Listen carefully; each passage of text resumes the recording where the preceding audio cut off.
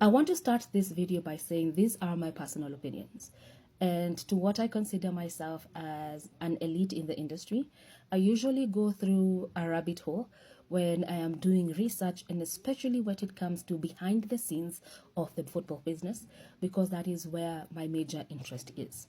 And so when you're watching this video, kindly just know that you have the chance and opportunity to go do your own research. Don't take my word for it, but you're able to listen, understand, and then go do your own research and collaborate what I'm saying. With that said, now, CHAN just ended.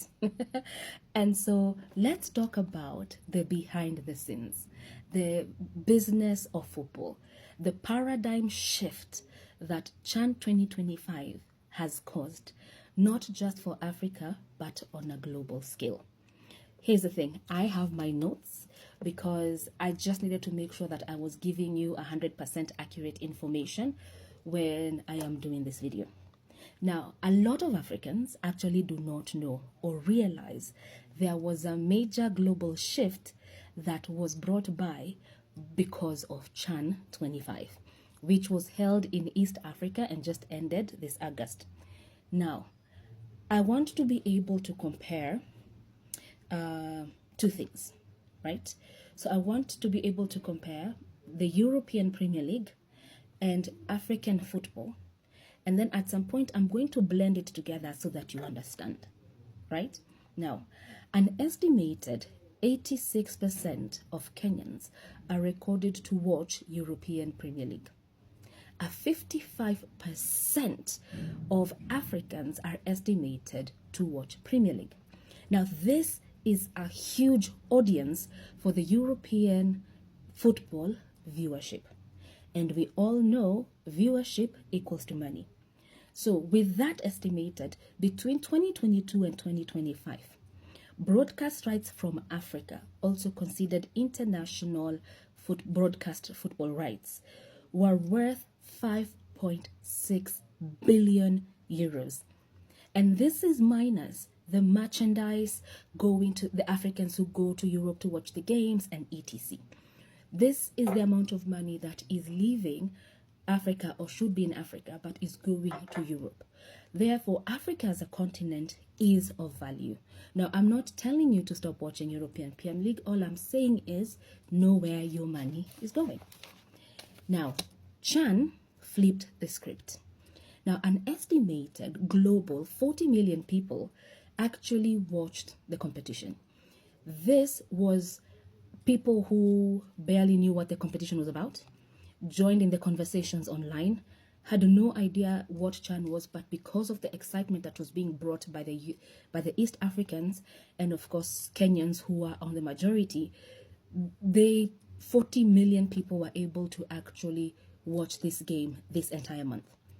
It is estimated that 95% of East Africans watched CHAN, which means, if you understand it, the whole of August, 95% were watching CHAN. Remember, 86% of Kenyans watch EPL.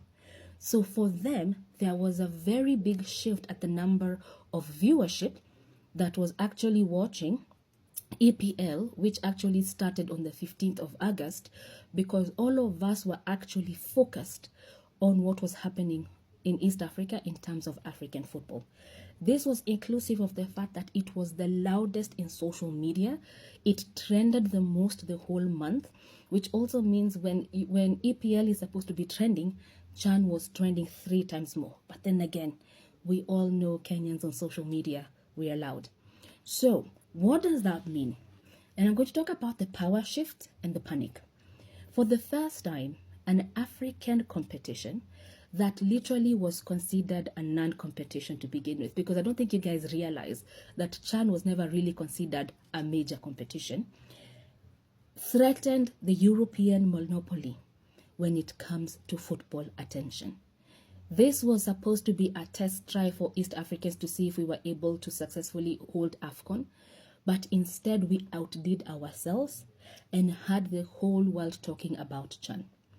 Now, a lot of people do not realize that a lot of African sports, and especially football, are usually either shifted in terms of scheduling or put at a time when our viewers do not get disrupted, or the viewership of European football is not disrupted. So most times you will find a game will be put either in January or August when the EPL is starting or something, so that we don't disrupt the millions of viewership that goes to Europe. But CHAN changed that. So you see, even if they put it in August, we remember initially it was supposed to be in January, which again is usually a slow pace for them. We outdid ourselves. We had the world talking about it. So even when EPL started, a lot of people were not talking about it. So keep that in mind, because East Africa walicheza kama hao. Now, this is the reason as to why we ended up with certain elites coming to East Africa, changing their schedules and coming to Kenya for the finals. Kindly note, they were not here for a friendly visit. They were here for threat assessment.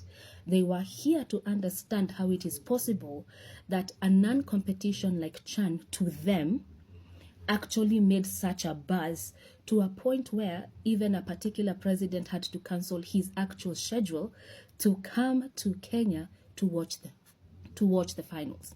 Why? Because for Europe, viewership is money. Now let's talk about AFCON 2027 and what we need to be able to anticipate and expect now that we have proven we can actually be a global threat when it comes to the hosting of football and, of course, the viewership. Keep in mind, a lot of people are not even talking about AFCON 26, which is in December in Morocco. Everybody's having a conversation of AFCON 27 that will be in Kenya, Tanzania, and Uganda. Now, what should we expect?